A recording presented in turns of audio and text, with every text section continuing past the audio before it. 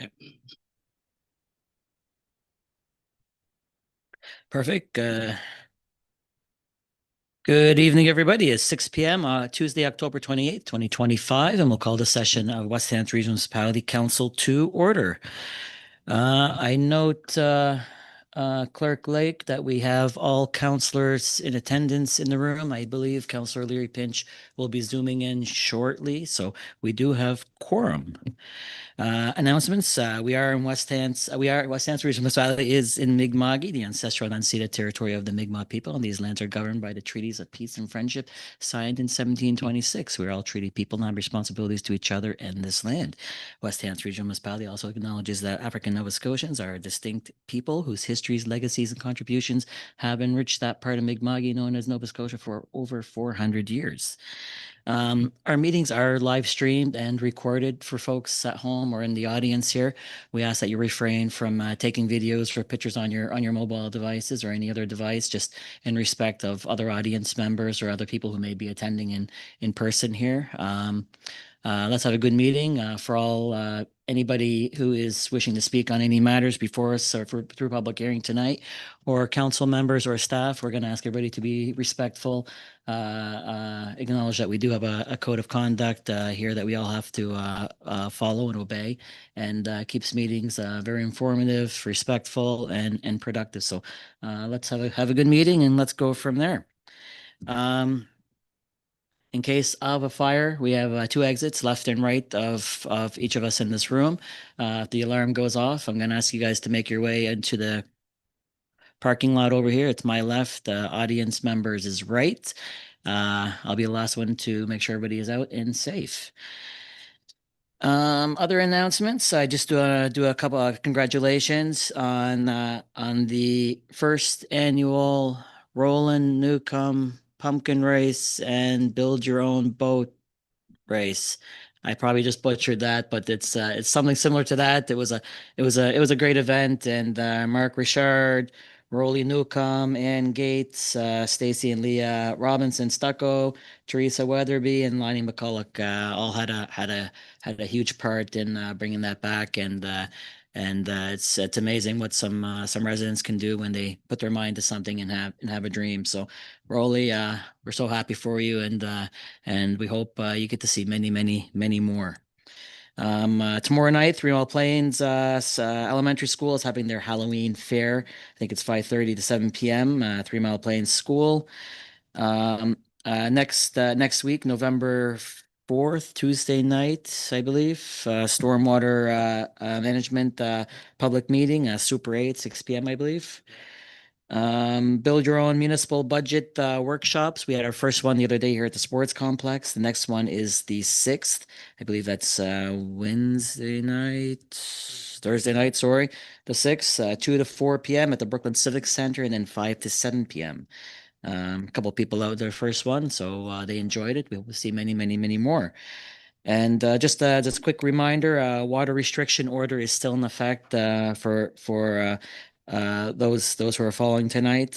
No lawn watering, bathing, washing livestock or household pets, washing your driveways, walkways, houses, or vehicles, and no filling swimming pools or hot tubs. I hope nobody's filling a swimming pool these days anyways, but we are Hants County, we're pretty strong and wouldn't surprise me, but no doing that regardless.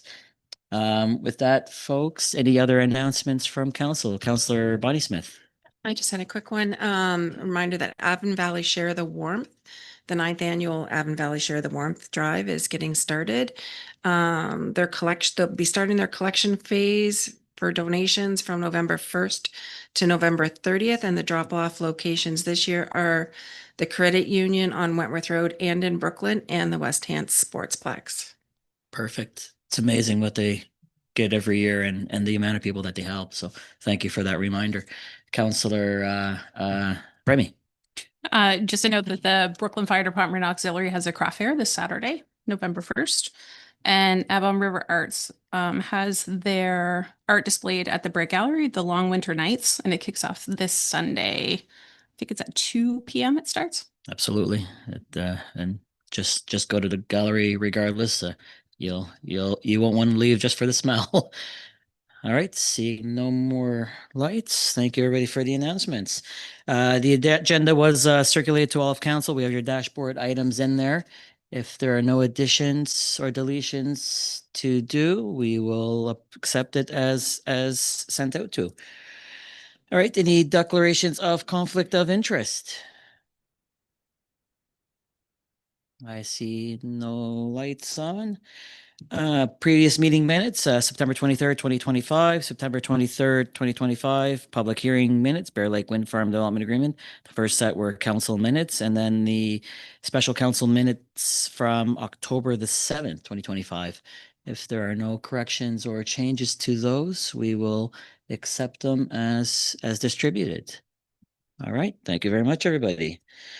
Public hearings, we have two on your agenda. One, the Peace and Good Order Bylaw Recommendation Report. The recommendation is to postpone it till November. The advertising deadline was not met.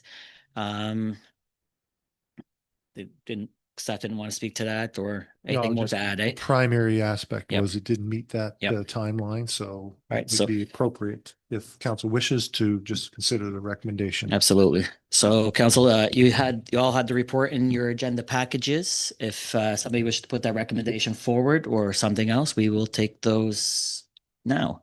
Councillor Ivy. Yeah, thank you, Mayor. Just one question, I guess, Absolutely. with missing the deadline. And so are we still taking public input on that, even though I'm guessing we may have passed a date for that, given that it was expected to be here, or are we? What's the, I believe the public input was collected and the date had passed. Right. But with the re-advertising, I guess, and the Sure. public hearing, that would give people the second opportunity to actually speak at the public hearing. Again, if anybody is interested or watching at home or watching this meeting after the fact, council can always accept those emails and take that information in as we're going along or before that hearing comes. sure, And then council can proceed if they wish to postpone it even more or gather more. Council is at the wish of council to do as it wishes. So just because it's a part of it, that's all. I just want to know that Absolutely. it's, so it's just a Absolutely. moving of the date for the hearing. Thank you. Absolutely. Any other questions on the report before we get to a motion, council? All right, no lights. Councillor John Smith. Do you want me to do the motion? Sure. Okay.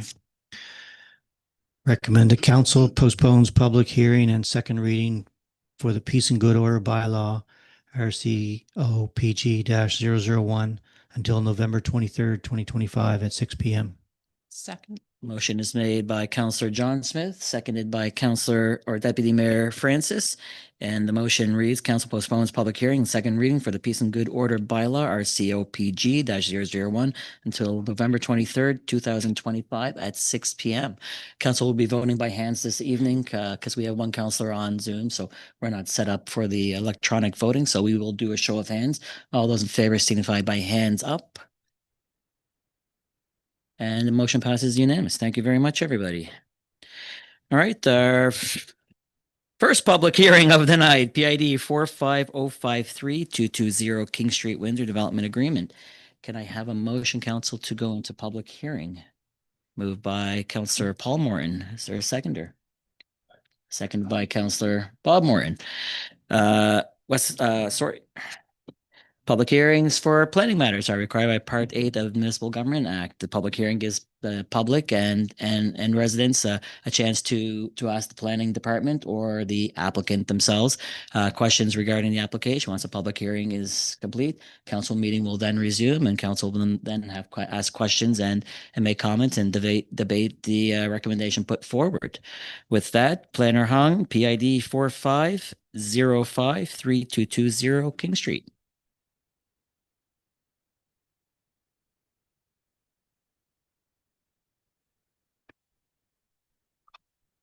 Hey, thank you, Chair. So how this public hearing will go is that as planner myself will go through my presentation first and followed by a presentation from the applicant. And then we'll open the floor to the member of the public for comments and questions and have a conversation with anyone who wishes to speak tonight. So again, tonight's public hearing is about a development agreement application on King Street in Windsor. So this application came in a little while ago on April 3rd this year from Upland Planning and Design Studio on behalf of Pinnacle Construction Limited. And the application is for a development agreement to permit an apartment building with 72 units on a vacant property. And it's worth mentioning that the subject lot is owned by the province, and the developer applied their proposal through the Provincial Land for Housing Program, which I will talk more in details in my next few slides. And this map shows the orthophoto of the subject property highlighted in yellow. I will note that this orthophoto is quite outdated, which indicates previous building structure on the map, but the property is actually vacant with approximately 1.67 acre in size.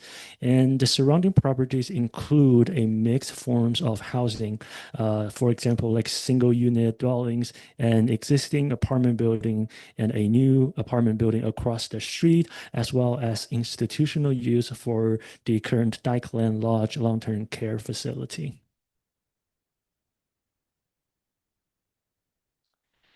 And this slide presents the generalized future land use map from the Windsor Municipal Planning Strategy.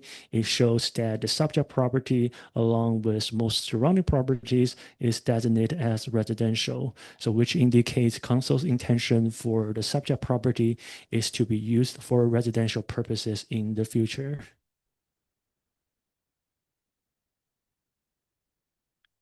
And this image shows the current zoning map of the Windsor land use bylaw. And the current zoning is general commercial, and it allows a variety of commercial uses. For example, like art studio, banks, and financial institutions, county inns, and so forth.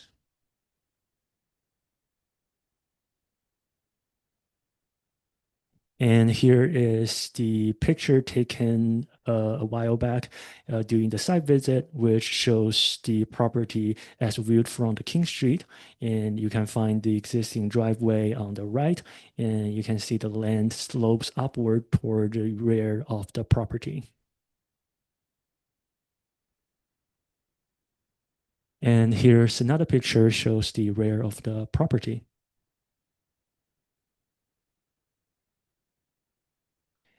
And here are some more photos of the surrounding neighborhood, again, which features a mix of low to medium density housing, along with a few commercial uses, such as the Clockmakers Inn, and there's also an auto parts shop located across the street.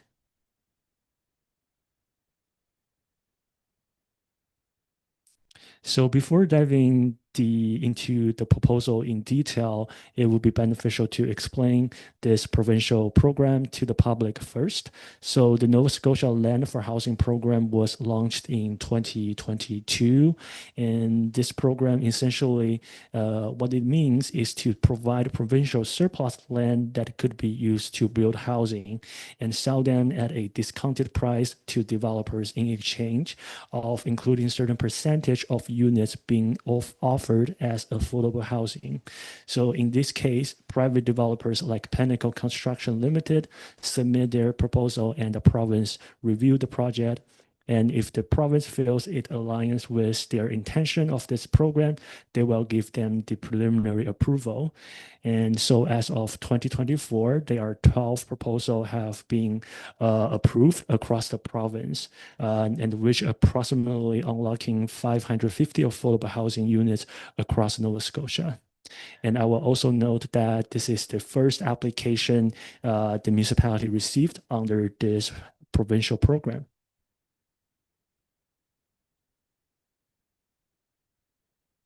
And this is a site map of the proposal. Again, it is request to build an apartment building with 72 dwelling units, and the building is 4-story above grade with 1 additional basement level, and there will be surface parking with 72 space, and there will be landscaping along the property lines, and the driveway entrance will be through the King Street as shown by the blue arrows. And this proposal also includes outdoor recreational space located both front and the rear of the property.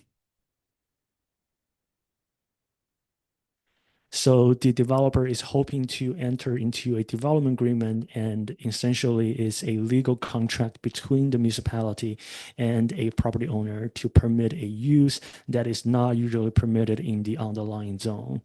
And the requests for the development agreement are measured against the policies of our municipal planning strategy.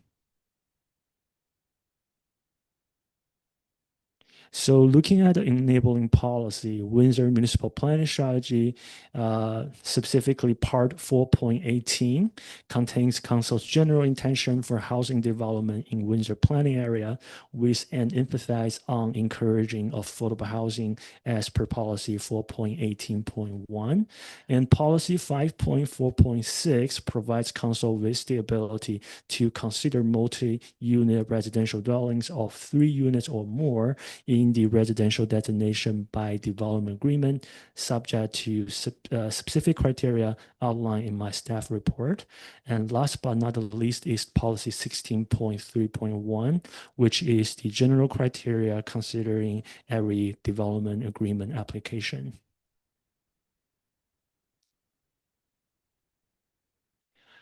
And looking at the general criteria in more detail, staff sent this application to a range of bodies with jurisdiction, including fire chief, development officer, managers of building and fire inspection services, public works engineering division, and Nova Scotia Department of Public Works.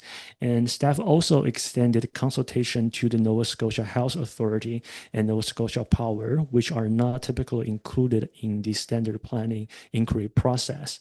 And all departments and agencies consulted indicate that they have no concerns that have not already been addressed in my staff report. So in summary, staff have reviewed the proposal in relation to all applicable policies and are of opinion that the proposal is in keeping with the intent of the Windsor Municipal Planning Strategy. And looking at the draft development agreement in detail, Section 2.1 lists the permitted use for the subject property, which includes the uses permitted in the underlying zone, and an apartment building consisting of a maximum of 72 dwelling units and surface parking for the uses within the development. And here are a list of requirements in the draft development agreement. So the recreational space will be required as the provision in the land use bylaw, and stormwater management will be required before any permits being issued. Same with a design plan for water and sewer service in connection to meet the municipal specification. There will be 1 parking space per dwelling unit and the private snow plowing.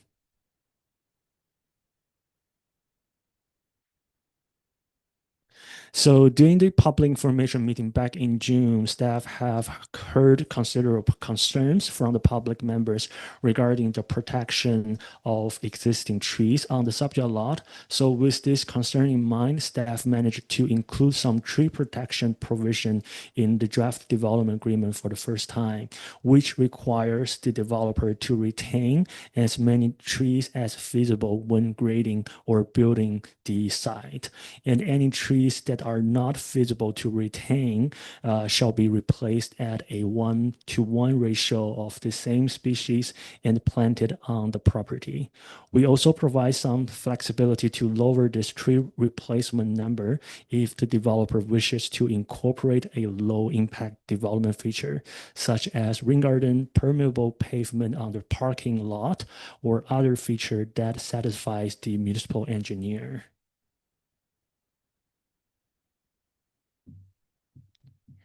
And here is the list of substantive matters in the draft development agreement, which includes the uses permitted on the property, the maximum number of dwelling units, the maximum building height, and the requirements for a stormwater management plan to be submitted prior to a development permit being issued, and the requirements for number of tree replacements. And in terms of the public engagement, a public information meeting was held on June 4th this year, and the meeting was broadcast live on the municipal YouTube page, and there were 13 members of the public attended in person and 4 members joined online. And the deadline for the comments was June 18 this year. Staff received 7 written comments, and all of the comments were outlined in my initial staff report. And staff have summarized general public feedback regarding this proposal, and my staff report speaks to more in detail, and all correspondence received have all attached as well. And the category of feedback generally include traffic, congestion, noise, and pollution concerns, compatibility with surrounding properties, and loss of existing natural green space, built form density, and infrastructure and the service capacity concerns. And there was one concern about hospitals' helicopter fly path and adequacy of Nova Scotia Power Service, and which is why we extended consultation to both Nova Scotia Health and Nova Scotia Power, and which they all indicated they have no such concerns.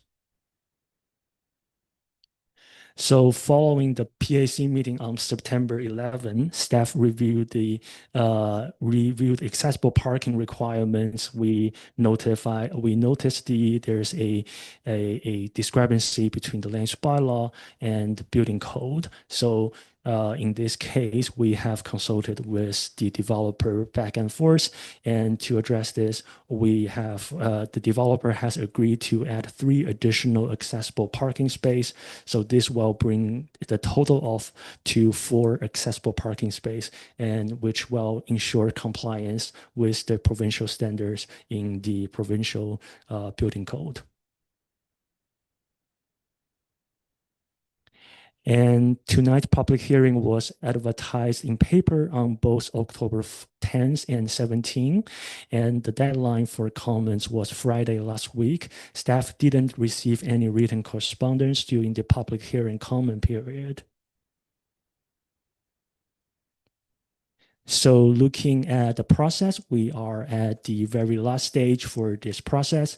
At this stage, all the statutory requirements have now been met. If the application was approved by council tonight, the notice of approval will be placed in paper, which will outline a 14-day appeal period to the Nova Scotia Regulatory and Appeals Board. And that concludes my presentation. And now I will hand it over to the applicant for their presentation. Thank you. All right, come on up, gentlemen. If you can just click your light on there on the mic and introduce yourselves, and we'll take your presentation. All right. Hello. I'm Arnav Garg. I'm a planner at Upland Planning and Design Studio. And I'm here with my colleague Ian Watson, who's a senior planner. And we're representing our client, Pinnacle Construction, who's the developer. I'm just gonna share our presentation. 1 second.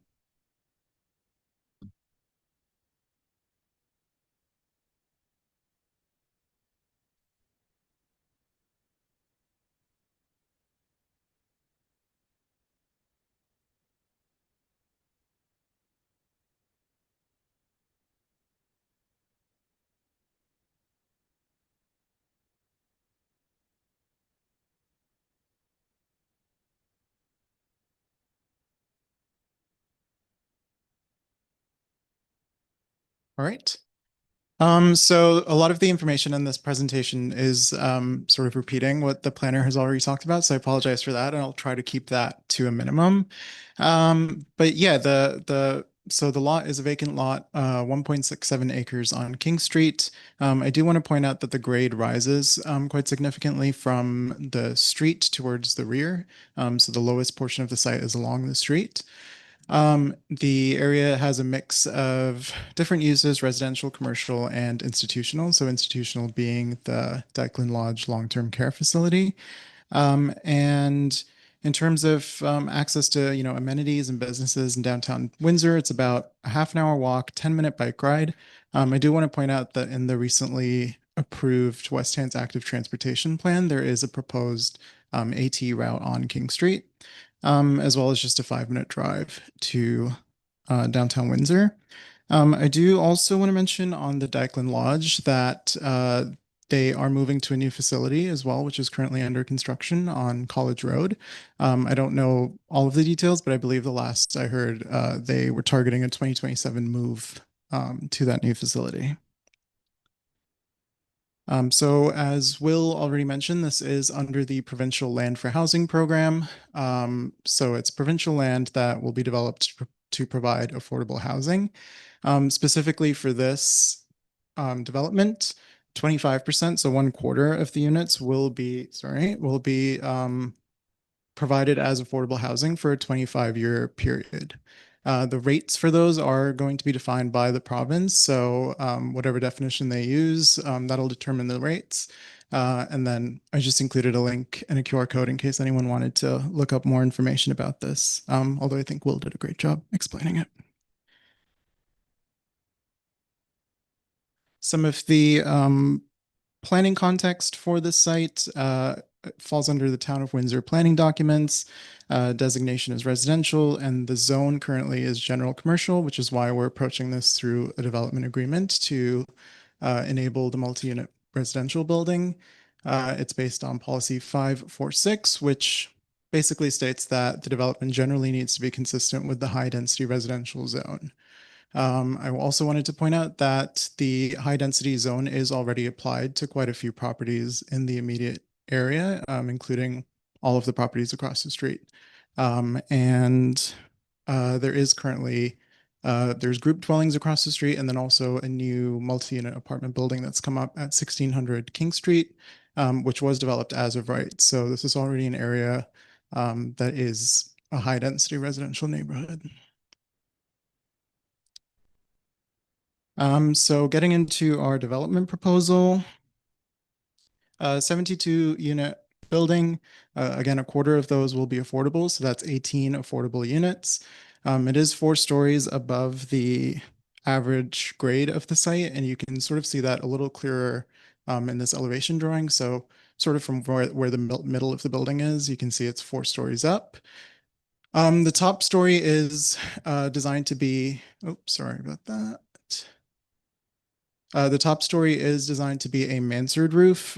So it slopes backwards a little bit. The balcony design is also, it's been done in such a way that it sort of steps back. Again, you can see in the elevation drawing. So it's really reducing the visual impact of that top story. As I mentioned earlier, there is that significant grade change on the site. So even though it's a 4-story building, because the grade is much lower along King Street, it sort of exposes the basement level. So that's what you're seeing there in the rendering. We've tried to work with that and, in order to sort of activate the streetscape and make it sort of mimic a townhouse row, all of the units within that basement level do have individual entrances of their own. So it's a little hard to see here. I'll point it out later on the site plan, but there's stairways leading into each of the basement units, as well as a little terrace because they don't have balconies. In addition to that, I'll also just point out the balcony design on this building has been done to, again, sort of break up the building so that it doesn't seem like you're staring at a big block or a big blank facade. So it provides a little more visual interest, and that sort of design also helps with any wind impacts. So it breaks up the winds a little bit. Just some more information. So quite a bit of recreational space, the outdoor space that was pointed out earlier, but there's also balconies, terraces, as I mentioned, as well as an indoor amenity room and a gym in the basement level. Parking is provided at 1 space per unit, and that includes 4 accessible parking spaces. There is quite a bit of landscaping proposed on the property, especially to screen the parking lots from the street so that as you're walking by, you're not staring at a parking lot, as well as to screen the building and the parking lot from the neighbors. There's also some bicycle parking that's been provided. So this building is not within, or this property, excuse me, is not within the architectural control district, which is primarily around downtown Windsor. But just in order to help tie the building into the Windsor context, we did take a look at the architectural design manual. And the architects have included quite a few of the design elements to help the building tie into the town's context a little more. So that's primarily the cladding, the guardrails on the balconies, and the styles of windows used. As well as the colors of the building, which you can see in that little grid there. So this is the site plan, and here I'll just point out, again, it's a little bit easier to see those stairs and individual entrances to each of those buildings, sort of at the bottom of the drawing there. The parking lot on the sides and the rear. This does also show where the landscaping would be located. And as already mentioned, the trees on this property would be, for any trees that are removed, they would be replaced at a 1-to-1 ratio and of the same species. So going back to the policy compliance, again, the generally meeting the high density residential zone, we do meet the frontage standards completely. The rear and side yard standards are also met, and they're far exceeded. So what I mean by that, just going back here, is if you look at the red line, those are the side and rear setbacks. And you can see our building is well within those boundaries. The proposed front yard is 27.7 feet compared to 35 feet standard in the R4 zone. But I do want to point out that there is a provision in the land use bylaw that allows for the front yard to be changed to match the average setback of the neighboring properties, and that's what's been done here. So even if this wasn't a development agreement process, that would still be something that is permitted already. The proposed height, as mentioned, is 4 stories compared to 3 stories in the R4 zone, but as the planner already mentioned, none of the municipal staff have indicated any concerns around the density, the scale, any of the traffic impacts, water and sewer capacity, parking, or anything like that. We have been in conversation with them, and they did raise a few concerns around the accessible parking spaces. So we've added a few more accessible parking spaces, as well as the screening from the neighbors. So we've added landscaping along the sides of the property. Also want to add, just since it came up quite a bit at the public information meeting, that a stormwater management plan is required in the development agreement prior to any development permits being issued. So that is also in place. And then I just wanted to also talk a little bit about the sort of West Hands context. I was taking a look at the housing needs assessment that was done in 2023.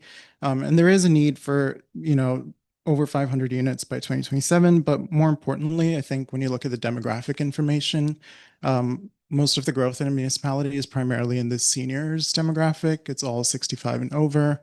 By 2027, it's projected that it'll be mostly 85 and over. So something we've seen quite a bit is in that age demographic, you do have a lot of people looking for downsizing options, which can be limited in some areas.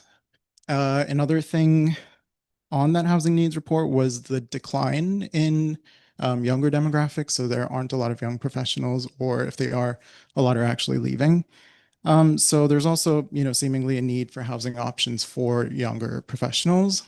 I know the municipality is working on the plan review process, and although it hasn't been adopted yet, there are guiding principles already that have come out for that, and they include, attracting youth, attracting young professionals, and providing diverse housing options. So clearly the municipality also sees that as a need. And I just think, even though that plan hasn't been adopted, I think this development presents a great opportunity to sort of get a jump start on those guiding principles. So that's my presentation. Thank you. I'm happy to answer any questions. Thank you very much, gentlemen. Anything on your end, Planner Hung, before I get to the public here? All right, I'm going to open up to the public first, and then council, I'll get to you for questions to the developers as well. So anybody in the public wishing to speak on this matter, we can take your comments now. Don't all jump up at the same time. Come on up. We're going to get you up to the mic here. If you want to just click the mic on there, Siripi, and just state your name just for the record. My name's Ken Rippey. Anyway, just on the storm management thing and sewage, of course, too, right? Because they're all tied to one in this town pretty well. I would like to know, I see that they say they're going to do their storm management thing. What are they going to do? That's a viable question. Because without the infrastructure change, what's in the ground, how are we going to manage it? Yep. So the stormwater management plan comes before permitting. Right, yes. I don't think it's developed yet. I shouldn't speak to the developer, or it's usually not developed at this phase. But looking at my public works director, that would come before any permits are issued. So it would have to be approved. And Planner Hung, sorry. Yeah, so thank you for the question. Great question. So as outlined in my presentation as well as my staff report, part of the requirements before a development permit or a building permit can be issued is a requirement for a stormwater management plan. And essentially what that means is the developer needs to come up with a plan to demonstrate that post-development runoff will not exceed pre-development levels. So basically what it means is no more water is going into the system than what was already going into the system today. So basically that's the basic idea of a stormwater management plan, and they need to submit this to our municipal engineer, and our municipal engineer will review and to ensure it meets their requirement. Thank you. It's more the sewage than the stormwater. But the thing is, in this town, it's tied together. So when the stormwater goes in, they're not going to add or change any more there. What I'm saying is, what's in the ground right now cannot handle what's going in now. You're going to add 72 more units to it. So it should never be approved until the sewage system out in that section is sorted out, not managing what's going in it. God's going to put that in it. We've been praying for rain now to fill up our water supply. But anyway, I'll leave it at that. I understand what you're saying, but you didn't really answer it. We're talking stormwater. I'm talking sewage, which all go into the same place. Okay. Thank you very much, Mr. Rippey. We appreciate it. Anybody else wishing to speak on the matter? All right, nobody else. I'm going to open up the questions from council to the planners here for the applicant. Are there any questions from council members to the planners for the applicant? I'm not seeing any. Councillor Whedon. Yes, thank you, Mayor. Thank you, gentlemen, for coming and putting the presentation on. My question is about the trees, and I know it's early in the planning, but do you kind of have an idea of how many trees you're going to be able to save, or have you thought that far ahead? I think there's about 22 trees on the lot. A lot of them are right in the along the edges of the property. Have you had any thought on that? Thank you for your question. You're right. It is sort of early for that, and that would be sort of part of the construction process. So I don't know if we have an exact number for you on how many trees would be saved. But again, for any that are removed, there would be this one-to-one replacement, and it would be the same species as well. I think more detail would have to come at a later stage on that. Yeah, thank you. Councillor Ivey. Thank you, Mayor. Thank you, gentlemen, for the presentation. And I know I'd seen you at the public information meeting when you were here, and I've heard Will present this a few times. I think the last time when we were speaking here, I incorrectly spoke about the 3-story limit. And so me and Will have caught up since then, but my personal apology on incorrectly stating that. It's that it as a right is 3, but over that requires the addition. So that was where the confusion existed in my question to him at the last meeting. So I may venture into the same pit again with my question, which isn't so much for you gentlemen as it is for Will. And are we at the stage that we're able to speak with staff? Because this application came in March and it's been identified a few times that that's when it came in, and that we were dealing with the prior municipal planning strategy and bylaws. And so that's what I'm trying to sort out here, because previously Windsor had stronger restrictions on the addition of high density residential units into the area. I think it was paragraph 5.4.1 to that effect, that it would only be that high density residential would only apply to pre-existing lots or zones that already had that zoning in place. Did we get rid of that before the changes that took place in May, or am I way off in left field on this? I don't want to be, but I've got to ask the question given what I see on that. Planner Hung.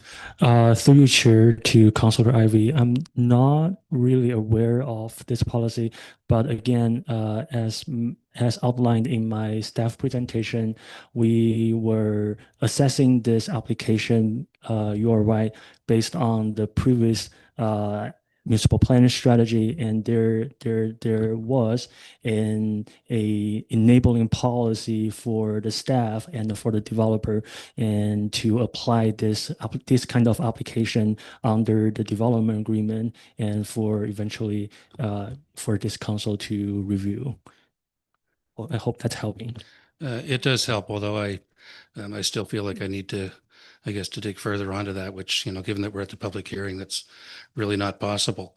I do also wish to highlight that what I had spoken about previously, which may be a bit of a contradiction with what we have here, as it related to the front yard setback requirement, the side yards, which in your illustration, I know I printed it, but it appears it's one of those documents that I printed and didn't take off my printer, but it looked like you had a 15-foot side yard with a 5-foot side yard, which, unless the 4 stories is going to be lower than 30 feet, which I don't think it would be. You can tell me different, but I don't know why we'd have a 15-foot. So the side yard appears to be short from what would be required based on the 50% of the height.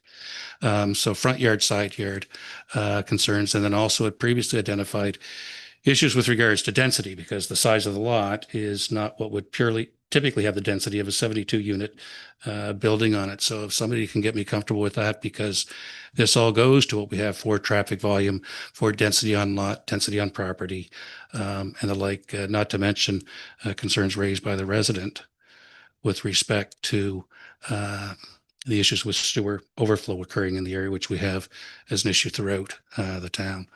So are we able to get past those? We're reducing the front yard requirement, the side yard requirements, and we are, having density here greater than what would typically be permitted within a high density residential lot like this. Or tell me that I'm wrong, and I'm open to that. To you, Was there a question in there? Sorry. Well, the question. Just to condense it to the question. I'll condense it. So there's 3 specific areas I've dealt with, which is the front and side yard setbacks and the density associated with the property that we're dealing with. 72 units in a lot of this size is a density that's about 25 to 30% more than what would typically be permitted within a high density zone. So what I'm saying is it's fine that we'd look to do an R4 or what is like an R4 zone within this area, but we're not really when we look at what we're giving up on the side yards, the front yard, and the density. I don't consider us to be close to what is required based on the regulations. Can you comment on the density, Planner Hung, in relation to the setbacks in the policy? Through you, Chair, to Councillor Ivey's question regarding the setback and the density. So through my staff review, we extended consultation to our development officer. So essentially, they are the administrator of the land use bylaw, and they are the expert on to answer this type of setbacks and density question. And they have not raised any concerns because of the high density residential nature of the surrounding neighborhood. And so in our formal high density residential R4 zone, and that was limited to 3-story in height as of right. But since this proposal being a 4-story and with one additional basement level, the additional story and the basement level on the building increase the number of units. And I think that's probably that's all I can comment on. And not sure if I answers your question directly, but if you have additional question, I can definitely elaborate more. I appreciate the answer, so I thank you for that. I disagree that that in going into adding R4 units, R4 like units is what I'm going to call them now because it's not R4 anymore. But in doing that, that we're actually getting outside of what was the defined criteria for having R4 units in the first place. We're adding more height. We're shortening the distance or the setback from the street. We're shortening the distance and the setback from the side yard, and we're adding density because of the volume that we're putting into this structure on the lot that is smaller than would normally be required for that volume of units and that height. It's my view. I do think it's a wonderful project. I do love the fact. Right now, we're just going to stick to the question or thank you. answer the Yeah. questions before we get into debate. So on the thank you. actual project. Thank you. Yeah. Sorry.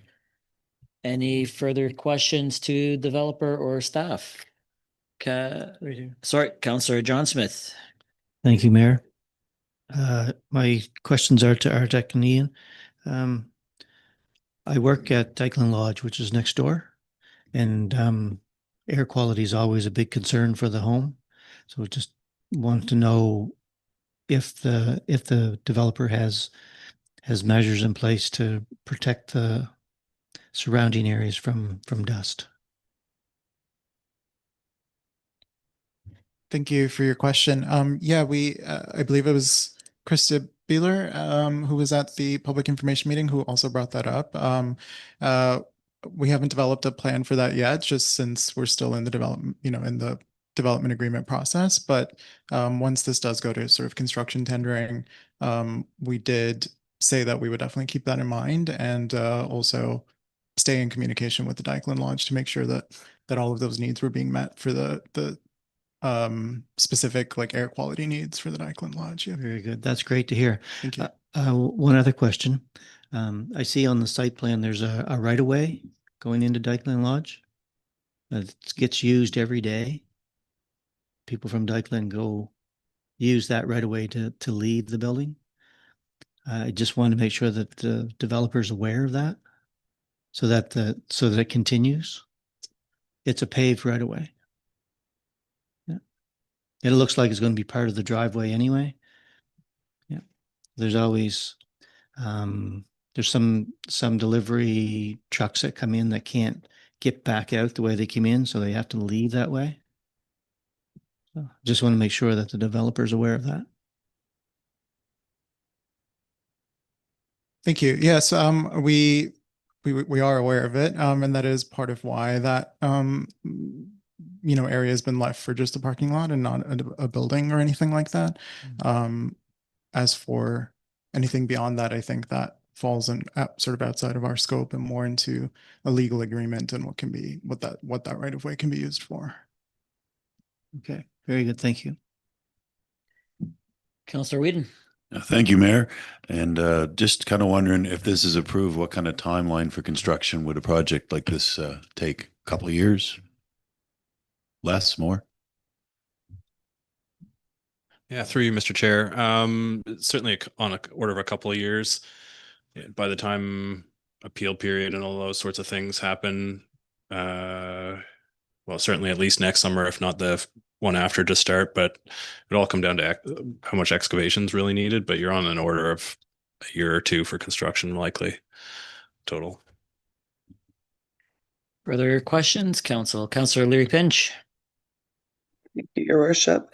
I'm just curious, you said you added additional accessible parking spaces. I'm just wondering how many additional you added. Thank you for the question. Yeah, so in our original site plan that was prepared and presented at the public information meeting, there was one accessible parking space. That was based on the requirements that are mentioned in the Town of Windsor land use bylaw. We now have 4 accessible spaces, so 3 were added. And that's in compliance with the Nova Scotia Building Code. Thank you. Further questions, council to developer or planner Hung? Yep, sure. Thank you, Mr. Chair. I was just wondering if I could respond to the previous questions about the side yards. I'm just looking back at the old R4 zone. We have a copy here. And so under the previous R4 zone, it was 5 feet on one side and 15 feet or half the height of the main building on the other side, which this would meet for side yards as laid out. Yeah. Okay. Any further questions, council? Seeing no lights, I just got a couple here. Planner Hung waste collection, privately developer, I'm assuming. Not municipal waste collected. Through your chair to your worship. Great question. I believe this they have the municipal waste collection services, but I need to double check the wording in the draft development agreement to give you a certain answer. Yeah. Usually with larger builds like this, it's usually privately, but Director Yeah. Richard. They certainly wouldn't meet our curbside limits, so it'd be private collection by that facility. So Okay, it's usually noted. That's why I asked the question. Just I just wanted to be sure of that. To the planners, upland planning. So you mentioned both looking to market to the younger demographic, professionals, etc. Then you also mentioned downsizing for seniors. So is it a mixture of demographic that you're looking to market towards, or are you aiming at one over the other, or young families? Just can you speak to that a little bit more, or especially with the affordable aspect of it, 18 units affordable, is that more senior affordability, or is there an idea of where the developer's going with it, or? Thank you for the question. I don't, so there isn't a criteria specifically for seniors housing or anything like that. There is the affordability requirement for 18 of those units. And again, those have to be, the rates for those units are set by the province, as well as the criteria for who's eligible to be, to rent out those units. Other than that, I would say the developer is, not necessarily targeting, a certain demographic. We really want to just provide a diverse housing option. And what we know as planners in our experience is that can help serve quite a few different demographics. And it has a lot of value in that sense that it provides housing for a variety of different users. No, absolutely. Just that I know it's not part of our criteria or what we assess an application. Just you mentioned the housing needs assessment and both demographics. So I was just curious where he's planning on going with it, but no, that's fine. One other question: can you give me a sense of what's considered the front of the building and what's the back of the building, or? Sure. Yeah, so the front is sort of at the bottom of this drawing here, where you see those 8 individual entrances into those units. That's He's considering the front along King Street, and the back facing the old former soon to be former Dykeland Lodge. Yes. Okay. All right. Just for my information as well. Mhm. All right. That's all on my end. Sorry, Deputy Mayor. I have a question for Director Richard, if he doesn't mind. Or maybe it might be a project engineer. So Tim, but you can tag team or direct it where you like. Just a question. It's not, sewer was discussed. So I'm just wondering if there is any future upgrades to the sewer out there I know we always have a 5-year plan or something of where it's being upgraded. So is there anything in the So, wing good, for that? great question, Deputy Mayor. So it is identified in our 5-year capital at the front end. Currently, the first part of King Street, essentially from the old town limits to Campbell Avenue, that's going to go to tender here shortly. That will be part of the Bezant to King connection, and then the other phase for King Street is essentially from Campbell Avenue to Route 14 or the Chester Road. So that will encompass this section. And I know, so, the comments from the public, great comments from the public, but that section of King Street is actually separated. It's not a combined system. However, it is a very old system, so we get a lot of inflow and infiltration into the system. So we know there is some limitations on the storm, but the storm is separate, where there's open ditches and some pipe sections in that. So we do realize there are some limitations, but with our capital plans, certainly, those should be addressed through a total reconstruction of King Street. Okay, thank you for that. And one more, if I may. I know a question that I get, and it's not just pertaining to this development, but every day I run into somebody and they'll say, you're approving a lot of development, and with the drought and everything else with water concerns, I always get that question. So I know we do have, we're in president times, but without that, we are fine with water. For these developments, and we do have a water tank coming in through Mel Plains on board shortly. Is there anything you can add to that? Because I get asked that pretty much every day. Yeah, absolutely. And another great question. We are looking at, future developments and with water tanks, additional storage, fire flow capabilities. They're all part of our decision matrix when we approve and we send our comments. One particular thing, a lot of the public may not be aware, but we've been tracking our flows since the early 2000s, and we're actually using a lot less water now in 2025 than we did 20, 30 years ago. And the big part of that is conservation, but also with development comes these people are using the water. So water does have a shelf life. So we used to have to waste and flush a lot of water. Now that it's getting consumed through development, our wastage and flushing activity is a lot less. So the trend is actually down from 20 or 30 years ago till now. So, and some of that is, plumbing standards are certainly our leak detection and our water main replacement. All this infrastructure investments that's been approved by council certainly is showing dividends, and it's allowing that growth for that added storage and that added less consumption. So we're in good shape when it comes to water, along with our, identified 5-year capital, interconnections to Falmouth, third process trains for the water treatment plant, and along with our integrated resource plan that we'll talk about later tonight of looking for additional, sources if needed, between the 10 and 20, 30 years down the road. So great question, but yes, all those things are being considered. Perfect. Thank you. And just to planners, a great presentation. It's great to see a project like this come into our area. So thank you. I think Engineer Boder may have something to add on that too. Yeah, if I may, through the chair, just one other clarification is that the sewer flow from this development will be going to the plant at 3 Lagoon Drive. So it actually won't be going through the Cunnable Creek system. It will be going through a separated system. Okay. Further questions, council? All right, nothing on our end. All right, Planner Hung, anything further on your end before we end public hearing? Nope, you're good. All right, with that, council, we'll conclude public hearing. The council meeting has resumed at this point now. I'm going to excuse you planners. Thank you very much.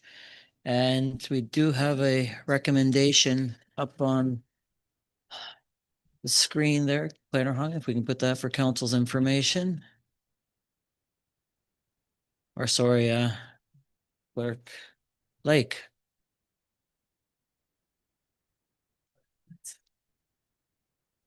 Too bad we didn't have Staff Sergeant Nugent here. He would have put them in jail for not turning that off.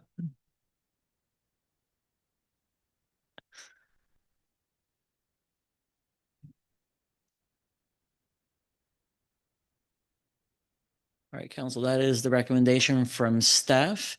Oh. If council has any further questions to Planner Hung or somebody wishing to make the recommendation, we can do either or now. All right, Deputy Mayor. Council gives second reading and approves entering into a development agreement to allow for a new multi-unit residential building at PID 450-53220 on King Street, Windsor, in a manner substantially the same as the draft set out in attachment C of the report file number 25-15 to the Planning and Heritage Advisory Committee report dated September 11th, 2025. Moved by Deputy Mayor Francis. Is there a seconder? Seconded by Councillor Bonnie Smith. Further discussion on the motion, Council. Councillor Yanish. Yeah, thank you, Your Worship. It's not usual that we have much discussion about trees and development agreements, and yet it was identified. They were identified as a substantive matter in this agreement. Yet we heard from our guests that really there hasn't been much thought put into the trees and how the trees were going to be managed for this development. And when I look at the plan here, there's no guarantee that there's actually going to be room for any trees. There's lots of shrubs, but it's a pretty cramped site in my estimation. So I wouldn't support this development agreement unless we have a little bit more detail on how the trees are going to be managed and how they're going to be replaced, what size of tree. You know, the tree can go by many definitions, but the trees that are there currently are, substantive trees. So, but that's my feeling. I think the trees have been identified as a really important piece of this development, and I'd like to see some more detail on how they're going to be managed before I support this development. Okay. Further discussion, Council, on the motion. Councillor Ivey. Thank you, Mayor.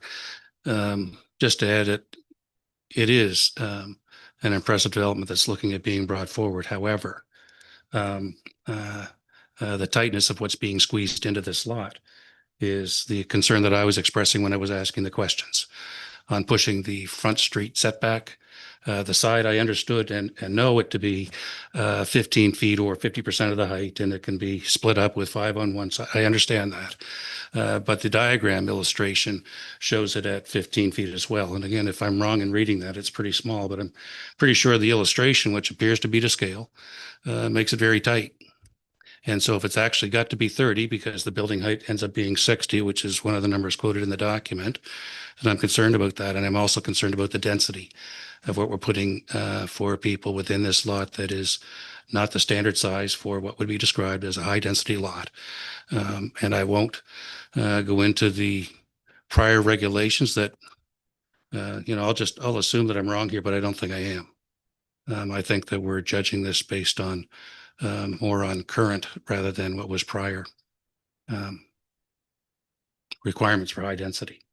And I wish I had more time to be able to dig into that, but I think it is tight for this area. I don't think it is consistent. There are other, what might be called high density, but they're low rise, 2 and 3 story buildings in the area. They're not the 4 and a half that's associated with this one. Those are my general comments and perhaps an indication of what my thinking is. Thank you very much. Any further discussion on the motion, Council? Councillor Whedon. Yes, thank you, Mayor. I just want to kind of maybe speak for some of the residents that were at those public information meetings. Not only was it the trees that was the big concern, and Planner Hong's done a great job on his report in addressing those, but the wall that's there now, there is two pillars, I believe, and then there's an older wall, quite ancient, really, and just was concerned about what was going to happen with that. Speaking with Councillor Ivey, had said with the actual density of this development on this lot, it does make it very, very tight, in my opinion. And it's a great project, and in theory, it's a great thing that we'd be bringing here. But I just don't know if that's the right area for this particular size and scale of development. And as some of the residents had spoken that were at the public information meeting, this building is going to be right in their backyards, and they're going to be looking right in their backyards. And these houses and these people have been there for generations. And I guess that's what I'm doing, is just bringing up their thoughts one more time for us to consider. Thank you very much. Further discussion on the motion, council? Seeing no more lights, I'll make a couple of comments. I'm glad staff clarified the combined system, so that was reassuring that it is combined. It's not a combined system, rather it is separated system. So that was a concern of mine that has been addressed. When I do look at the area that the development is in, it is a more mature area. Dykeland Lodge is there. They're moving to their new build. We had a recent 24 unit build that was as a right. I think that was much in the past of planning. But when you look at everything else, it's very small, nice unique mixture of homes that are well maintained and very very low density. So I was focusing on policy 5.4.6 myself in regards to density and traffic myself, and that's what I've been questioning on my end. But just a couple of comments on my end there. But we do have a motion that council gives second reading and approves entering into a development agreement to allow for a new multiple unit residential building at PID 45053220 on King Street, Windsor, in a manner substantively the same as draft set out in attachment C to report file 25-15 to the Planning and Heritage Advisory Committee report dated September 11, 2025. So that's been moved and seconded. And so we're going to put it to a vote. Again, we don't have a clicker system, so it'll be a show of hands. All those in favor signify by hands up, please. 1, 2, 3, 4, 5, 6, and all those 7, and all those opposed signify by hands up, please. 1, 2, 3, 4, 5. So opposed, myself, Councillor Yanish, Councillor Whedon, Councillor Palmore, and then Councillor Ivey. With that, the vote is 7 in favor, 5 against, so the motion does pass. We do have a second recommendation up on the screen, council. Yep, if somebody wishes to make that. Deputy Mayor. The council requires that the development agreement with Pinnacle Construction Limited be signed within 120 days from the date of final approval by council or the date that any appeals have been disposed of. Otherwise, this approval will be void and obligation arising hereunder shall be at an end. Moved by Deputy Mayor Francis. Is there a second, or seconded by Councillor Bonnie Smith? Any discussion on the motion? All right, the motion has been moved and seconded. The council requires the development agreement with Pinnacle Construction Limited be signed within 120 days from the date of final approval by council or the date that any appeals have been disposed of. Otherwise, this approval will be void and obligations arising hereunder shall be at an end. Again, council, a show of hands. All those in favor signify by hands up. And opposed? Motion passes unanimous. Thank you very much, everybody. All right, our next item on the agenda is Planning Heritage Advisory Committee excerpts, rezoning PID 4528-5103 Old Watton Road, Upper Burlington. Planner Hung.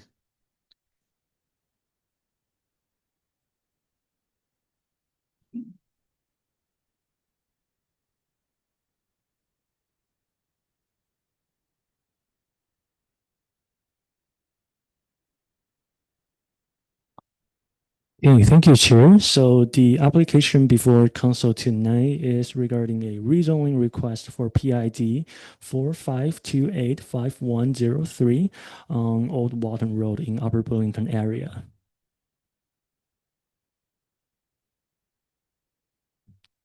So to start, I'd like to give a little bit background on this application.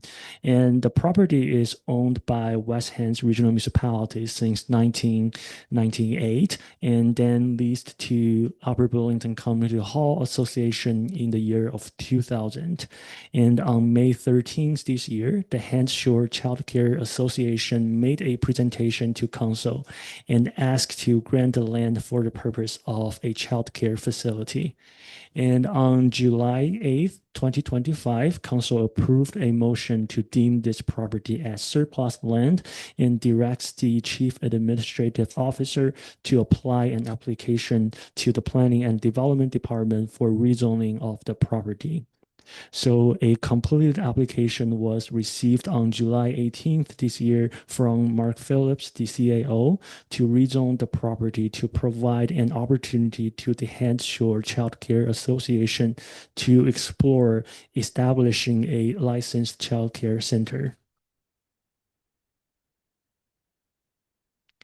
And here is the ortho photo of the subject property. The subject property has frontage on both Highway 215 and Old Walton Road, and it is approximately 3 acres in size, and the surrounding areas comprise single-unit residence, the Upper Burlington Community Hall, and the farms. And the next slide shows the generalized future land use map, which indicates the designation of the municipal plan strategy is agriculture. And the same does with the surrounding properties as well.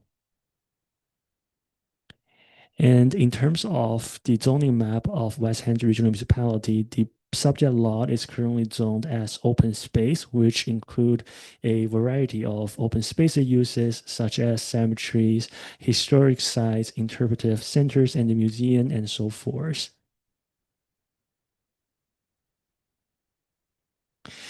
So on the proposed zoning, staff recommend rezoning the property to institutional zone because of some of the potential concerns we heard from the public about how this proposal could affect the existing land use pattern and the potential commercial nature of this facility. So staff is in staff opinion that by rezoning it to a institutional zone, this will better reflect the intended use of the property, which is to address community needs for a childcare facility. And at the same time, it will provide a clear framework for what can and cannot happen on the site, which helps prevent any unintended uses beyond what's being proposed by the Childcare Association. So because daycare center is currently not a permitted use in the institutional zone, part of this application is to allow this as a permitted use in the institutional zone. So this is also part of the application. And here are some pictures of the subject lot. This picture was taken a few months, I think last month actually, which shows the subject lot as viewed from Highway 215. And the subject property also features the 1760 planter trail along with an interpretive sign that tells the heritage history behind the Upper Burlington area. And here is another picture from the Old Walton Road. And here is a preliminary site plan submitted by the Hands Shore Child Care Association, which outlines their vision for the proposed development. So the child care facility will be accessed by the Old Walton Road, and the driveway access will be located right across another existing driveway on the Old Walton Road. And their intention is to keep the existing historical interpretive signs and the trail system, which will be used for future public recreational space.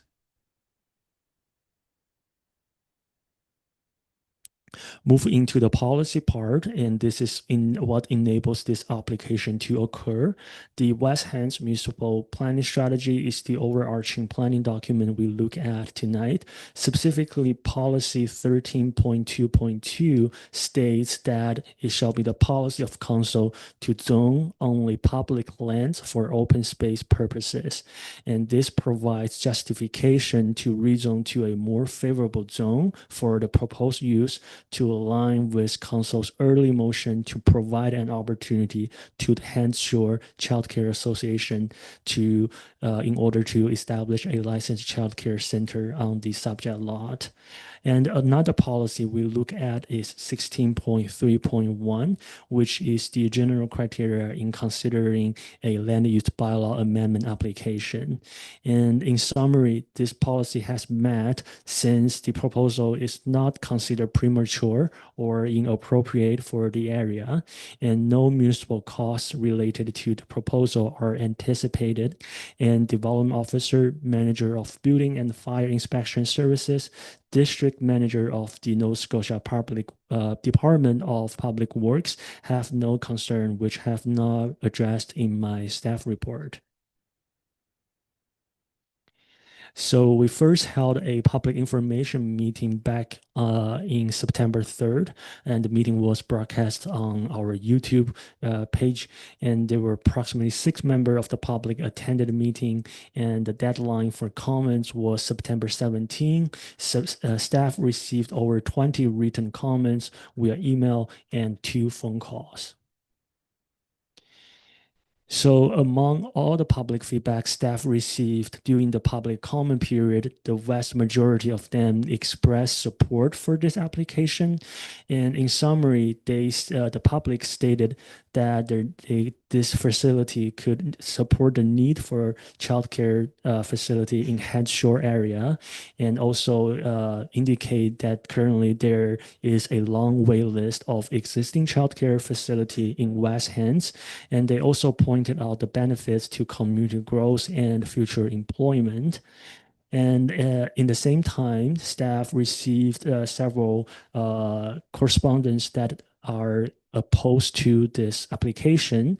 And the summary of opposition include the potential impact on land use patterns and the surrounding residential character, suitability of this location for a facility of this nature.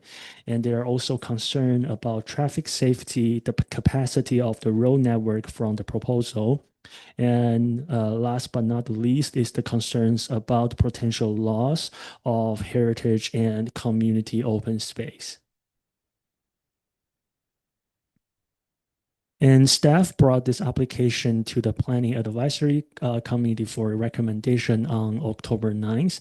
And during the meeting, the committee discussed the relationship and order between the transfer of land and the rezoning process. And staff clarified during the meeting that the transfer of land is not being considered as part of this application.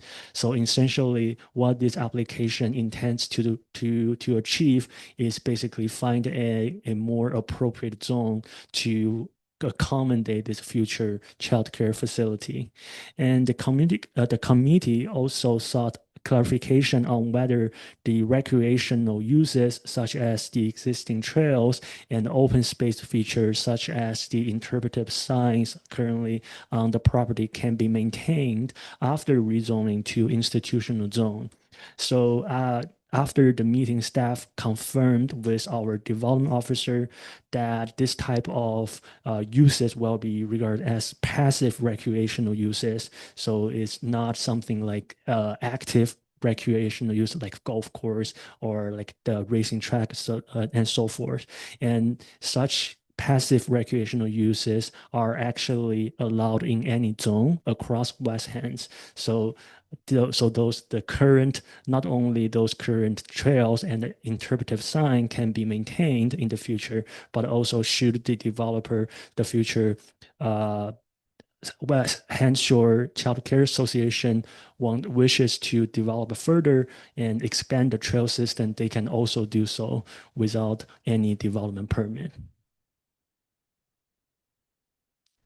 And speaking on the planning process and timeline, we are here tonight at first reading for council's review and recommendation.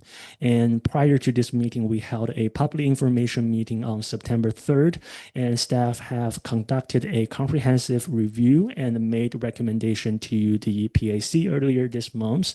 And during the meeting, PAC forwarded a positive recommendation to support this application. So we are here tonight at at the first reading. And moving next, we anticipate a public hearing and second reading in November, whether there and where the public member will have another opportunity to share comments on this rezoning application in front of council. And if this rezoning application is approved that night, the notice of approval will be published in paper and followed by a 14 days appeal period. And that concludes my presentation. And I have the recommendation on my slides and I'm happy to take any question. Thank you. Thank you, Planner Hong. Any questions, council to Planner Hong before we get to recommendation? You're gonna get off easy on this one, Planner Hong. Anybody wishing to make the recommendation on the screen, Councilor Bonnie Smith? The council gives first reading and hold a public hearing to consider amending the maps of Schedule A of the West Hants Land Use Bylaw to rezone the lot as identified as PID 45285103 from open space to institutional zone and amending the text of the West Hants Land Use Bylaw to add daycare centers, licensed or non-licensed, as a permitted use in the institutional zone as shown in the report number 25-20 to the Planning and Heritage Advisory Committee dated October 9th, 2025. Moved by Councilor Bonnie Smith. Is there a seconder? Seconded by Councilor John Smith. For discussion on the motion. All right, it has been moved and seconded that council give first reading, hold a public hearing, and consider amending the maps of the Schedule A of the West Hants Land Use Bylaw to rezone the lots as identified as PID 45285103 from open space to institutional zone and amending the text of the West Hants Land Use Bylaw to add daycare centers, licensed or non-licensed, as a permitted use in the institutional zone as shown in report number 25-20 to the Planning and Heritage Advisory Committee dated October 9th, 2025. Again, council, we're going to do a show of hands. All those in favor signify by hands up. And it is a unanimous vote. All in favor. Thank you very much. All right, council. Next on the agenda, unfinished business, postponed motions. We have RFP award integrated resource plan with supplementary information, project engineer Boder. So council, this was a report presented to committee of the whole, and committee of the whole didn't not recommend it for council's consideration, but Planner Boder does have some extra additional information for council's consideration here. Project engineer Boder. Thank you, Mayor. So I don't have a PowerPoint presentation tonight, but in the agenda package, there was a report with supplemental information related to the integrated resource plan. And 2 weeks ago, on October 14th, we presented an award recommendation for this project to CBCL Limited. The motion was defeated through a 5-5 vote due to various concerns raised by councillors. And it's our understanding that the IRP project itself is a priority for council, but that the concerns centered around aspects of procurement.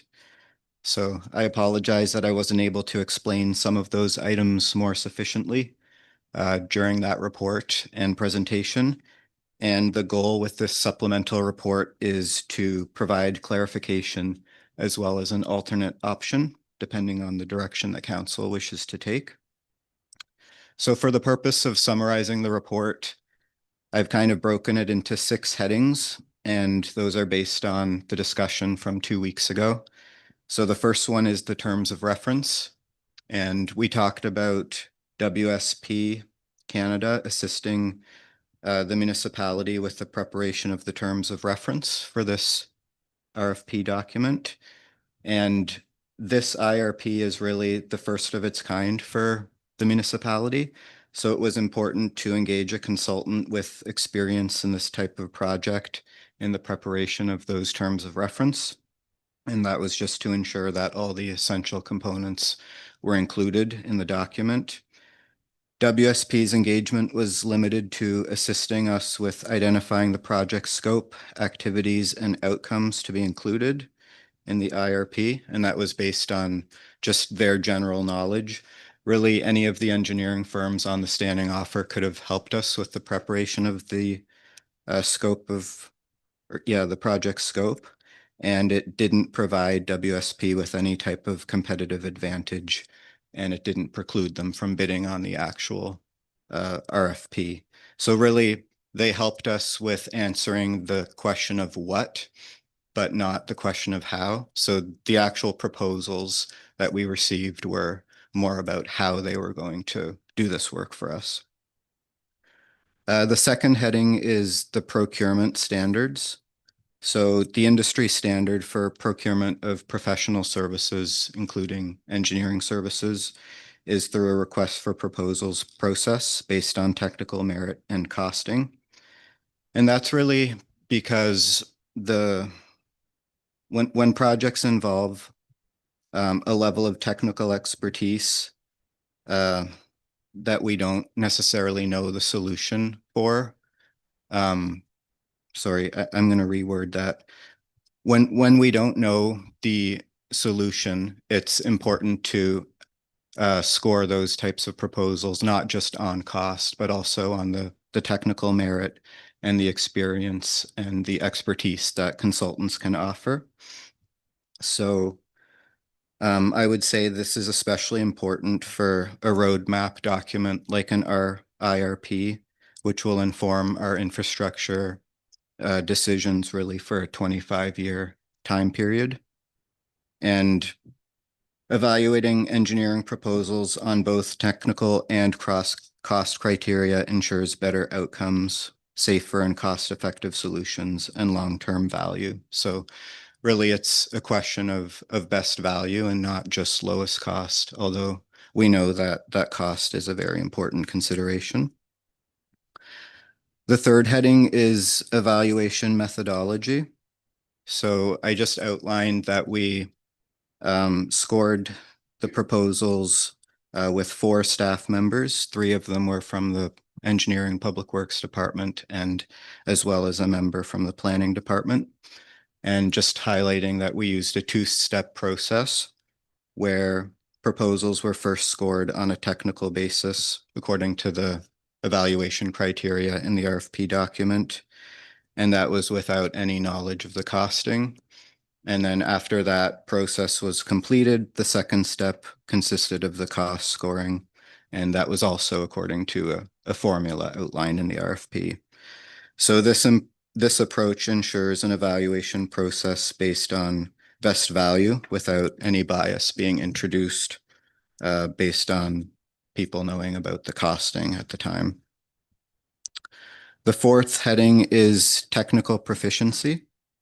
So I can't necessarily speak to the proposals that might not have scored as high just because we're in public session, but what I can speak to is CBCL was able to demonstrate the highest level of technical proficiency for this project. And their proposed project team has the greatest level of experience. It's also based entirely within this region, so a local team rather than across other provinces and things like that. Their project experience is based on reference projects of the same scale within Atlantic Canada. So very applicable to this project, similar scope, similar size, whereas some of the other consultants referenced projects that were a lot greater in magnitude and in other areas in North America. CBCL's proposed methodology demonstrates a greater understanding of the challenges that WHRM is facing. So by that, I mean our aging infrastructure, infrastructure deficits, and existing capacity restraints. So they were able to demonstrate more specifically what our specific needs are, and therefore they were better able to meet the project objectives. So all of that led to the higher technical score. The fifth heading is background knowledge. So CBCL definitely has a comprehensive knowledge of our water, sewer, and stormwater systems. They've actually designed and commissioned several of our water and wastewater systems, and they've conducted numerous past studies and hydraulic modeling on our linear systems. So what that means is that they're able to provide more of their hours for this project on things like the modeling, the capacity reviews, the future needs analysis, and they don't necessarily have to spend as much time on the background evaluation process, which the other consultants would have to do. And then the last one is the funding source. So just to emphasize that the project is being funded through the Housing Accelerator Fund under Action Item 9. And this is a fund or a grant that's been provided by CMHC, the Canada Mortgage and Housing Corporation, and therefore no general operating or borrowing costs will be incurred through this project. The costs are within the approved budget. And for all these reasons, the staff recommendation for council to consider remains to award the project to CBCL. I did list another alternative that council may choose to award the engineering services to WSP Canada. And that would be if costing is deemed a higher priority than what staff have evaluated as the best overall value. And I also included a different number for what the available contingency would be in that case. Due to WSP's proposal being a lower cost, there would be a little bit more buffer room for contingency in that case. So I'm happy to take any questions, and in the report, it did have 2 recommendations. The first one for the award of the main contract and the second one for the contingency. Thank you, Project Manager Boder. Questions, council to Engineer Boder first. Councillor Ivy. Yeah, thank you, Mayor, and through you to Project Engineer Boder. Thanks for the update and the added information there. Tim, it's greatly appreciated. And I think perhaps at the last meeting, as I may have communicated, that I caught off guard with, I really appreciate that you were so open about how the process had gone on this, but it certainly threw me a bit for a loop. And especially given where my head was as it related to the options in front of us. And so perhaps if I had, maybe if we'd had a break, then the timing wasn't conducive for that. So in any event, so here we are. I do have a question about this first, and it goes to a project that we'd been involved in previously, which was an asset management software program that had been picked up on consolidation that was tracking for all the assets that we have. And so when I initially saw this coming through to us, I was thinking, well, is this the same thing, but underneath a different scope of work being done? Are you able to, I don't want to answer my own question on that. I'd rather just ask it. Can you tell me the distinction between the asset management plan, that it's more municipal, I think, funded initiative, and what we've got going on here, which appears to be much broader and bigger in scope? Can you help me with that? Yes, so through the chair, and perhaps Todd can jump in as well, but we do have an asset management software program. It's called Cartograph. So the important thing about that program is that we've been able to map all of our infrastructure and bring it into GIS. So I guess the starting point is to know what you have. And then there's a lot more details that we're still working on to incorporate that into the software. But the IRP is really asking a consultant to look at what we already know and what we have, and to determine basically where we're reaching a limiting capacity and what the best options are to support growth and development, knowing the limitations that we have with our infrastructure. So in other words, the software helps us to know what we have, what the age and the sizes and things like that are. Mm-hmm. But it's still important to turn that into a roadmap of basically a planning document and what and when we should do in the next 25 years. Great. So one is sort of feeding the other. Am I yes, correct on that? And so the data has been loaded. We've got all the assets now contained, and I guess the other, because I know they're still here on the agenda, the other matter, like the Falmouth interconnection and so on. As we continue with those projects, are we getting those in the right order? Can I ask that? Are we going to see something change through this integration conversation with whoever gets selected here, that we may look at this and think we need to shift the order on some of those things. You Yeah, don't need to that, think about my example, but just generally. yeah, it's a good question, and it is important with any type of consulting project that it's critical that staff are working with the consultant. You don't want a product where the consultant makes assumptions about what we have. So staff have a great level of knowledge about what our needs are, and the consultant can help us turn that into a specific roadmap. So we do feel like we have a good idea of what the priorities should be, especially the projects we're already working on. And the consultant will help prioritize that further and put it into a longer term plan for us. Great, thank you. I'm good with that, but I see Director Richard may want to. Director Richard. Yeah, it's a great question. So just an opportunity to maybe just explore that a bit more. Certainly, all the work we're doing has been, engineering principles and studies, and but we just want to expand that. Since consolidation, we certainly have seen development boom. So we need to take our shorter term, our 5-year and our 10-year capital, like our interconnections and our standpipe. That's certainly been identified and there's been a need, but to look at, where do we need to go in the longer range? Because, we need to have that longer range plan in place and to work with our current asset management. You brought up our enterprise asset management system. Our integrated resource plan is going to work integrated with that.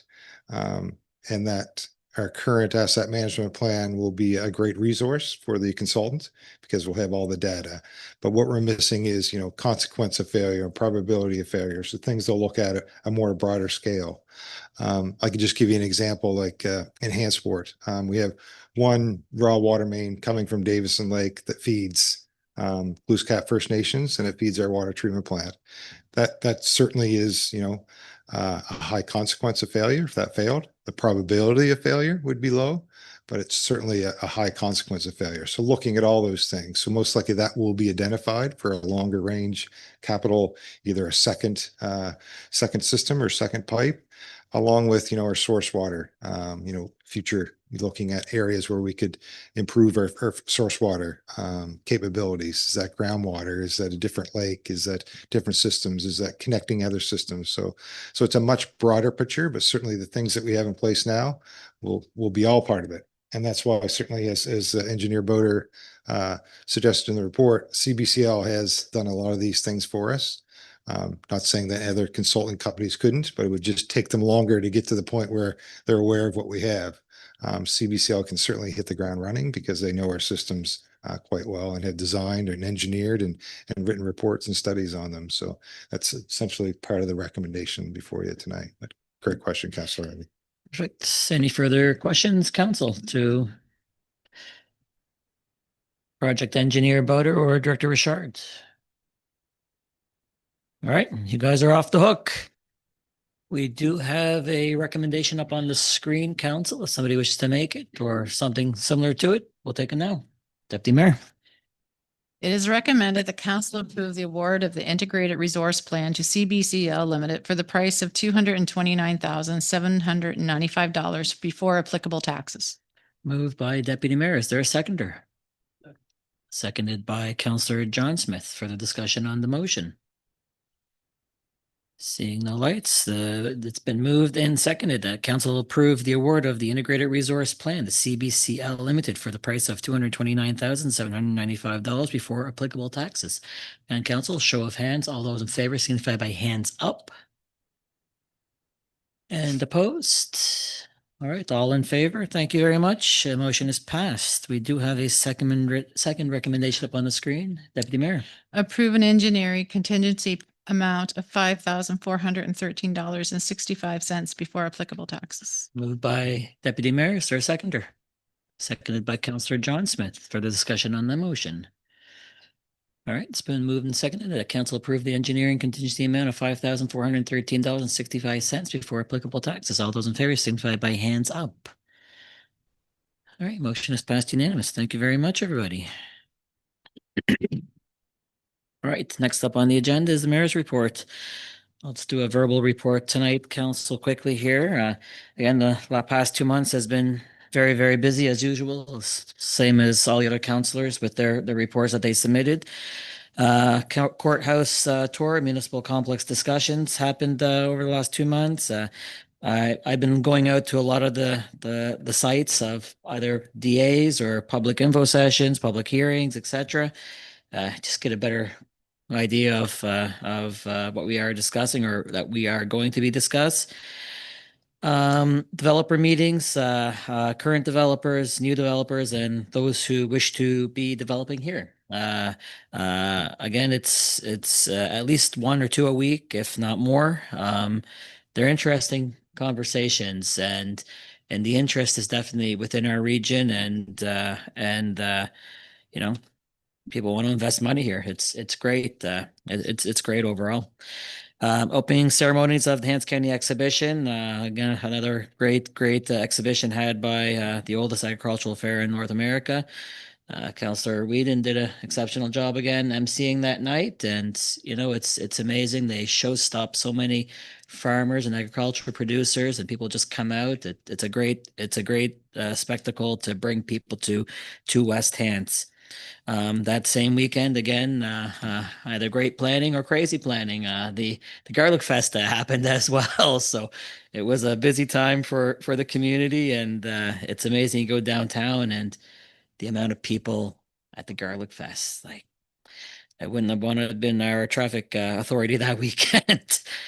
Community neighborhood watch groups. There's a couple that are wanting to pop up within West Hants and engage residents wanting to be part of the solution and help the RCMP. So eyes and ears on the ground to relay the information to the RCMP. So I've been getting engaged and involved in those groups and helping assist in any which way I can in there. And so kudos to all those people doing that. Volunteer awards. I think everybody was in attendance. Another great run of volunteers celebrated again this year in West Hants. Windsor Oxen home opener. They put on a great show. Anybody who hasn't gone out to watch a game, I definitely recommend it. Friday nights are a booming spot at the arena there at Sports Complex. Honey Harvest Festival, another great festival. It's amazing what the community of Avondale can do and who they attract. You just got to go out to really appreciate what they do and grab some nice treats while you're there. I attended the grand entry of the Glooscap Maui Omi. First time I was part of that, and the crowd that was there and the meaning behind it. Definitely recommend to everybody here, anybody watching at home, if you haven't attended one, definitely attend. It's definitely something that will give you a great perspective and great learning exercise. Kudos to Glooscap First Nations, all those involved, the volunteers, and all who came out. What a day that was. Provincial Volunteer Awards, attended that with our Volunteer of the Year, provincial volunteer, Rob Davies and his beautiful wife. They had a blast. They are very appreciative of the community recognizing him and of council as well. So I wanted to share that with council on his behalf. Me and Deputy Mayor, again, already told to council, I went out to Mills Lake, the watershed, to view it with some staff. If you take a look around, there's no water in many of the systems, but a little bit of rain helps, and hopefully we get a lot more in a huge snowfall. So keep our fingers crossed. Public info session, 3 Mile Plains Development Agreement, and again, well attended. So that information, as it goes through the process, will come before this group and this table. PAC meeting, attended that again.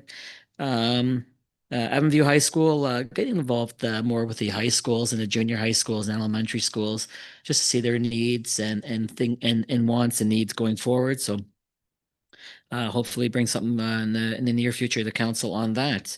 Have Halloween scavenger hunt. Again, another great turnout. It's a beautiful day before the snow or the rain started. Councillor Remy, Councillor Leary Pinch, some staff were there. It was well attended. I think over 200 little ghosts and goblins and everything in between attended. Kudos to all the businesses and volunteers who came out to help us that day. It was quite fun. Parks Rec, great job again all around. Landing Strong, met with them to look at their operations. Again, they address PTSD, mental health, first responders, and etc. So anybody who wants to learn about Landing Strong, it's a local organization. They do some great work and are really helping a lot of our first responders, navigate the waters of today's world and the roles that they do have. Meeting this week with CUPE representatives on the post office issues. So that's I'm going to meet with them on Thursday again. A lot of our local post offices are maybe affected to some extent. So just see where they are and hopefully as things progress, that gets worked out. A lot of discussions with multiple politicians on different levels. Council relationships are very important with us on provincial federal side of things. Every chance you have to talk with your MPs, your MLAs, their assistants, any of their staff, or any other representatives from other areas. It's great to have those discussions through the SFM. A lot go to those conferences as well. So take every opportunity to make those connections and develop those relationships. Resident discussions, a lot of resident phone calls, drop-ins, emails, etc. Water, development agreements, grants, pumpkin regatta, trails, the DAR line. DAR line's been a hit. The work that council approved recently, that's been a hit with many, especially bikers. They have loved it. Development, curbside waste on private roads. The new play structure that council approved at Elmcroft Park, and the one for a splash pad. So those are the general discussions that have come my way this past couple months. If there's any questions, council, on that, I can take anything at this point. If not, we will move forward.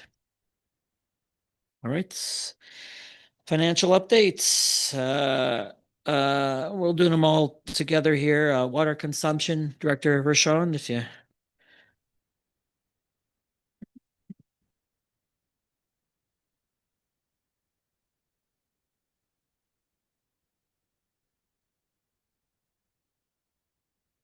Thank you, Your Worship. So I do appreciate and thank council for their patience with the reports this time around as we were working on the successful event last week, the budget workshop sessions. And just another plug, we have another session next week on November 6th. So starting with the water utility consumption report. So this report would be as of August 31st, 2025. So again, this would only reflect the billing that would have happened for the first quarter that is done in July, and then any connections or disconnections that would have happened between now and August. So overall, we're still projecting a variance in the bulk meter consumption for 3 Mile Plains compared to the bulk master meters of about 25.9%. And as I mentioned before, we are following up on a few of the bulk meters as we usually do. So just waiting for some more confirmation on those from the Public Works Department. And I'm happy to answer any questions. Questions on water consumption, council? Councillor Scott. Thank you, Mayor. Through you to Director Rochon. Yep. Up here on the Q2 under Falmouth. Yep. It's 105,000 gallons. Is that correct? Yeah. Okay. That's like a big jump, like from the first quarter. No. No? So the first quarter was 8,889,000. So what you're seeing, the 105,000 would only be like if somebody were to have moved and closed their account, or somebody like prorated billing or any sort of adjustment that would have happened. Okay, thanks. Councillor Ivy. Yeah, thank you, Your Worship. My sole question on this at the present time is down into the bulk meters, and you may have touched on it, but it just wasn't clear to me, Director Roshan, as it relates to 3 Mile Plains typical quarter being 9.8 million, and we're only showing 3, which is about a third. Yeah. Are you expecting that to continue, or is that something where we've got a question out and trying to find out what's going on? Yeah, so I have a question out to the Public Works Department on that. They're investigating. I do know that there was a battery that had to be replaced, but I'm confirming which, because there's 2 meters at that location, so I'm just confirming which meter it's impacting. Gotcha. The I know that we'd had a battery issue. Is this potentially a new battery issue that's going on, or because I think the battery issue originally might have been the end of last year or like a year ago? This is something new? Yeah, the other one would have been, I believe, associated to Underwood Road, not yeah. So this would just be something different. And I would say, based on what I've heard from our Public Works Department, you know, we have a lot of aging equipment in 3 Mile Plains and Falmouth. So batteries are one of those things on the bulk meters that they're checking as part of their checks. Got it. So that one, just for clarity though, that's from the April, May, June period. Yeah. That we've got that reduction, and we're still waiting for an answer from Public Works on that. Yep. Okay. Thank you. Further questions on water consumption? Councillor John Smith. Thank you, Mayor. My question concerns the bulk water filling station in Falmouth. I'm just curious if we have an idea when it might be put back in service. I do not. I can defer to Director Richard on that. Most likely due to stabilization or level of. Yeah. differential work, but- So to answer your question, so certainly we wouldn't be putting that back on until we're without the mandatory water restriction. We talked about that today at our ops meeting. The rainfall was certainly welcomed. It has replenished some of our watersheds, but certainly hasn't diminished the deficit that we're still currently in. We're still in a drought condition, so we don't see that theoretically coming back online till probably next spring, to tell you the truth. So- Oh, okay. Okay. Thank you. Further questions, council? All right, on water consumption. All right, let's do general operating. Director Rashad. Thank you, Worship. So again, this report would be effective for the 3rd month ending June 30th, 2025. And so that would put us at about approximately 25% of the year. So if everything occurred evenly, that's what we would expect. Right now, we are projecting a surplus of 545,942. Our revenues are projecting higher by about 1%. And a lot of that is associated again with transfer tax as well as sewer and our transfers from federal and provincial government associated to grants. And then we have our expenses right now currently at minus 0.4. And again, a lot of that change in that category at this point, because we're pretty early in the year, is associated to transportation. So that one is higher than normal because after budget was approved, we approved dial-a-ride. So you'll see that added into that total. And then we also see that government general services is lower, and this is due to staff shortages.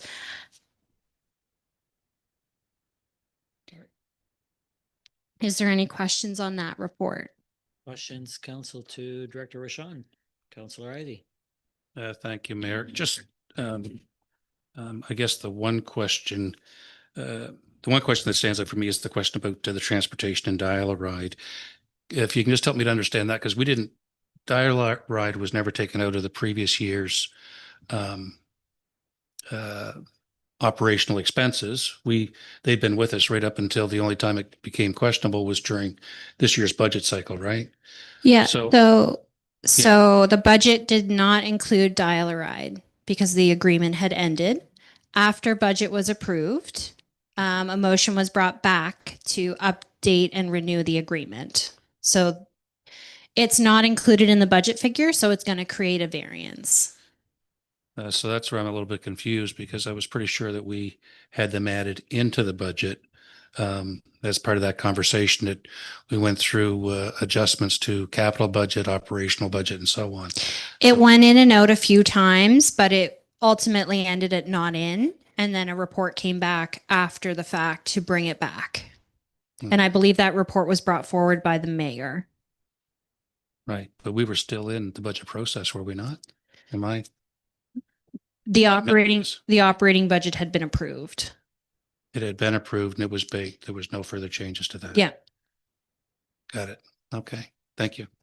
Councillor John Smith. Yes, thank you, Your Worship.